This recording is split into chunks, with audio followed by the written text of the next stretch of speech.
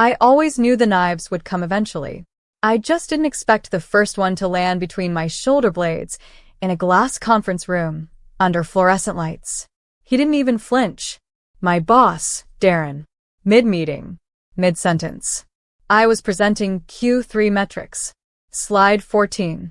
He leaned back in his chair, arms crossed, and said, "That'll be all, Ava. We're going in a new direction." Everyone froze. Marketing VP glanced at HR. HR avoided eye contact altogether. No notice. I asked, my tone glassy. Darren smiled like he was doing me a favor. "We'll take it from here." My heart dropped. Not because I didn't see it coming, but because I knew what he didn't. So I stood, adjusted my blazer, zipped my laptop into my leather case, slowly, and I said, "Good luck at tomorrow's executive review." He blinked. "What review?" I smiled, head tilted just enough to deliver the kill. "Exactly." Then I walked out. No scene, no sobbing, just the quiet thud of dignity echoing against glass walls. You want to know who I am? My name is Ava Whitlock.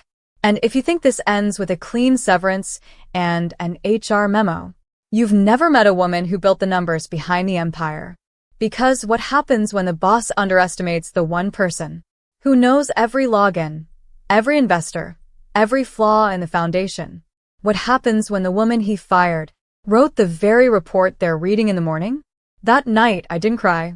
I ironed a fresh suit, resynced my old presentation to the cloud, and at 5:32 a.m., I ordered a cappuccino and walked into the lobby, not as an employee, but as the only person in the building who knew just how many bombs were about to detonate at 9 sharp.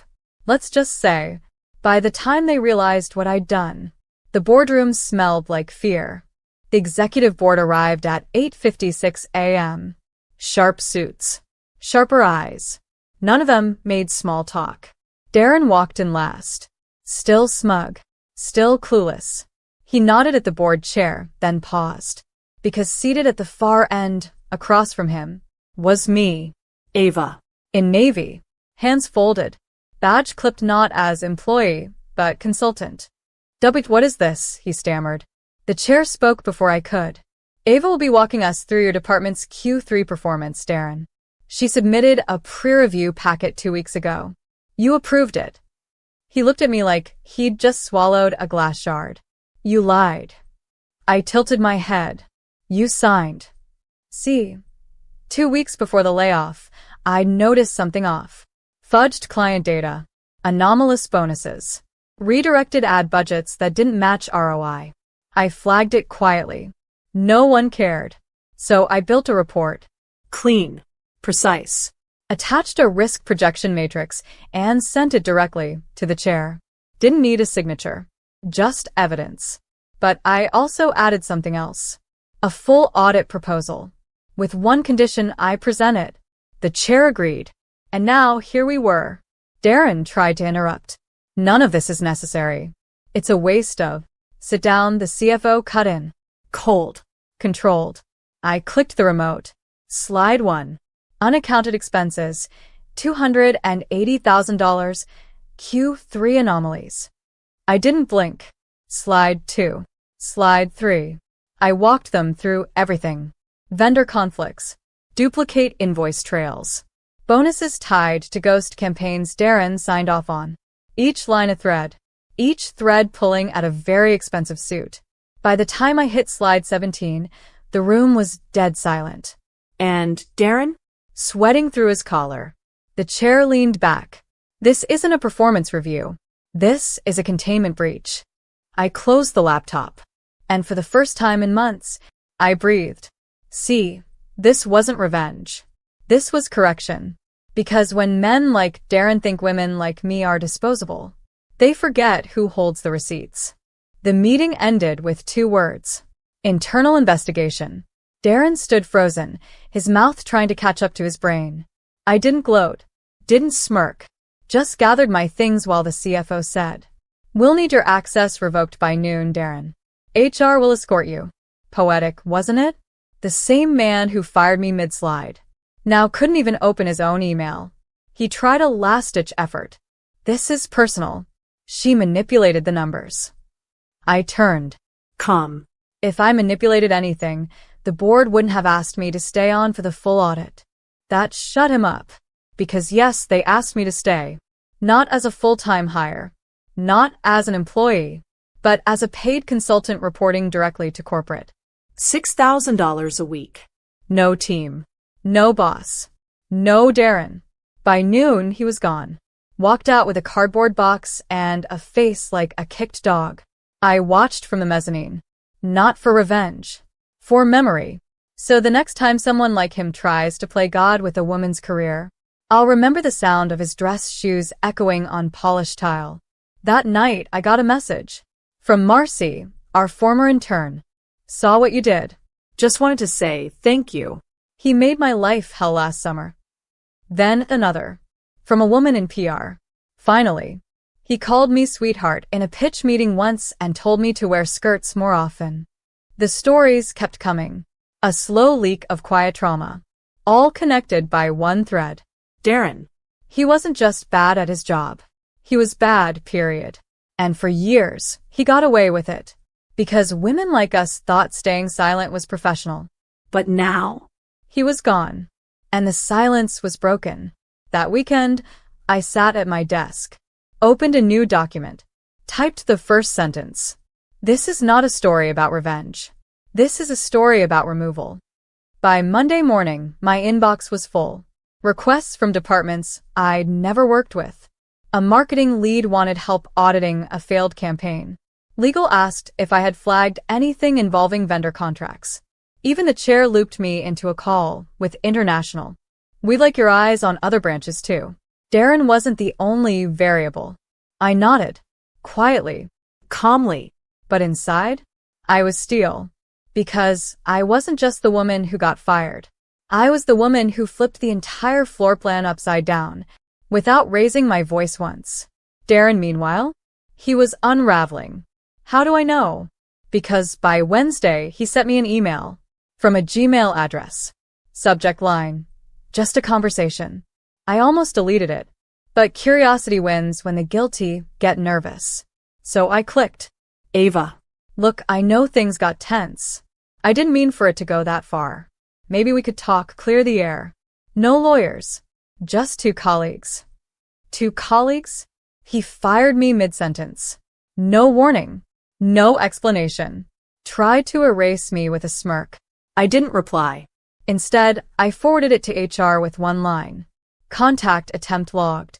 For your awareness. Let him feel what it's like. When doors close and people stop answering, let him sit in the silence. He once used his power. Later that day, a junior analyst knocked on my door. Nervous. Sweating. I'm sorry to bother you. I wanted to say your audit saved my job. Darren was pushing me to backdate numbers. I looked him in the eye. You don't owe me thanks. You owe yourself truth. Because that's what this all came down to. Not revenge. Not payback. Correction. For every woman talked over. For every assistant whose ideas were stolen. For every analyst told to keep her head down and her voice soft. This wasn't about Darren anymore. This was about us. The headline dropped Friday morning. Anonymous whistleblower sparks internal shakeup at Hawthorne and West. I didn't leak it. Didn't have to. The walls were thin. And boardrooms have ears, especially when a $14 million discrepancy is on the table. The article didn't name names. But it didn't have to. Insiders knew. The tone was surgical. Sources close to the audit suggest the catalyst was a terminated employee with direct access to financial oversight and compliance. One board member called it the most precise internal exposure in company history. Darren's name trended by noon. Not in a good way. Screenshots of his old LinkedIn posts resurfaced. Corporate cliches. Fake mentorship quotes. One gem. Leaders build people, not empires. Someone commented, "You built neither." He tried to clap back. Posted a thread about smear campaigns and grudge-fueled attacks. But the damage was done. The replies were brutal. You mean the same woman who saved your quarterly collapse?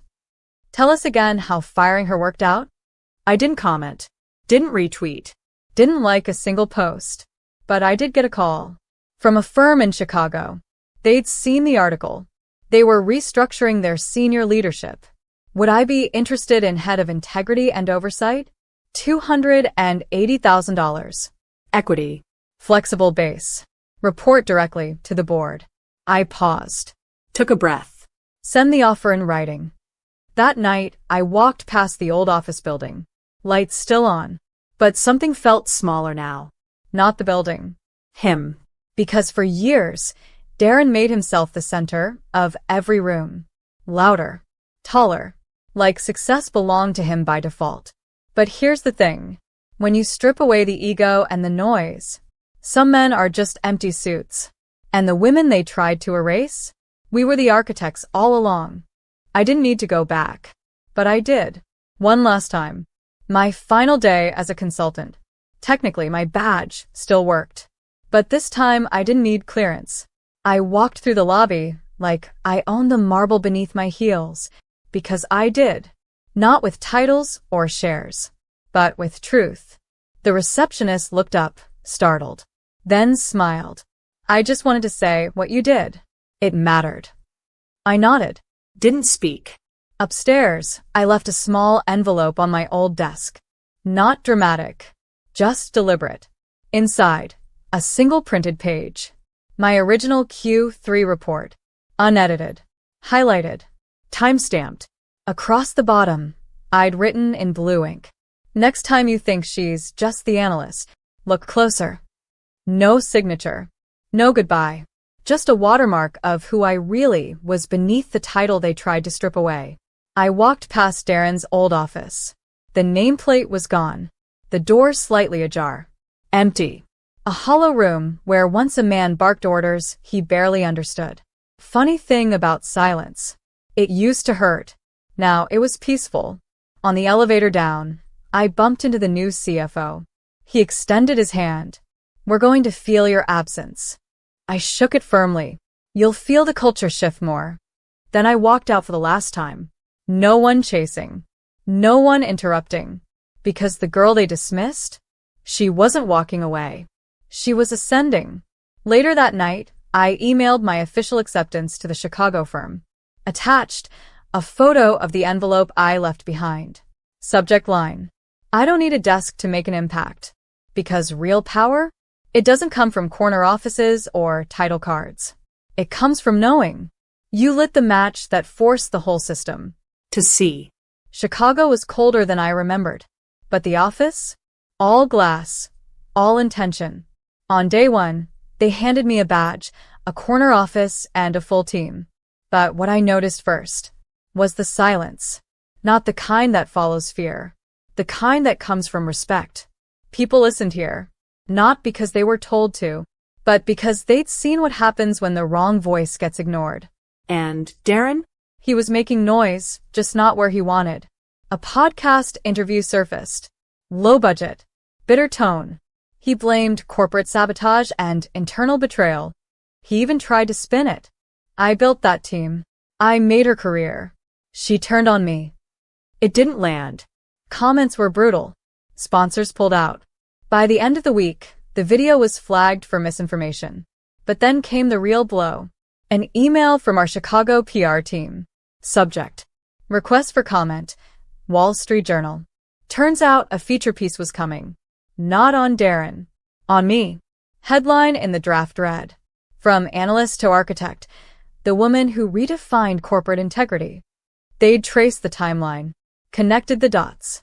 Even interviewed junior staff who'd quietly kept notes on Darren's behavior for months. It wasn't revenge. It was documentation. And now it was going national. The day it published, I got a message. Blocked number. Voicemail only. Ava. I know you think you won. But this industry is small. You'll see. Click. I didn't save it. Didn't report it. Didn't need to. Because while Darren was shouting into the void, I was building something. That week, I launched a new initiative. The Whitlock Mentorship Fund. $50,000 seed. Grants for women in business school who had been silenced, pushed out, or told to smile more. We received 312 applications in 4 days. See, men like Darren try to play legacy through noise. Women like me, we build echoes that last longer. 1 year later, I was back in New York. Not for business. For something quieter. A panel at a university. Topic: Women and Power in Corporate Spaces. I sat between 2 CEOs and a nonprofit founder. They asked us to share our defining career moment. The other spoke first, impressive, polished, practiced. Then it was my turn. I looked at the room. Mostly women. Mostly young. Eyes wide with that familiar mix of hunger and doubt. I said, my defining moment wasn't when I was promoted. It was when I was fired. In front of everyone. Without cause. Without kindness. You could hear breathing. And I smiled. Because I knew something he didn't. I wasn't done yet. After the panel, a student came up. Nervous hands. Big coat. Voice barely steady. She whispered, "Thank you for not being quiet about it." I nodded. Not a lecture. Not a speech. Just a touch on her shoulder, and a silent reminder that we don't rise alone. Later that night, I received a package at my hotel. No note. Just a framed copy of the Wall Street Journal article from a year ago. At the bottom, a post-it. We're still talking about it. Keep building. M. I knew who it was from. Marcy. The former intern. Now VP at a startup. Creating policy from day one. Hiring without bias. Auditing with transparency. Not because she wanted to be me, but because someone once showed her that quiet women don't have to stay small. The next morning, I walked to Bryant Park. Sat with a coffee. Watched the city wake up. No badge. No blazer. Just Ava. A woman once fired like she didn't matter. Now etched into systems she quietly rewired. And as the sun cut through the skyline, I whispered to no one in particular. It wasn't about revenge. It was about making sure no woman has to be brave alone again. Then I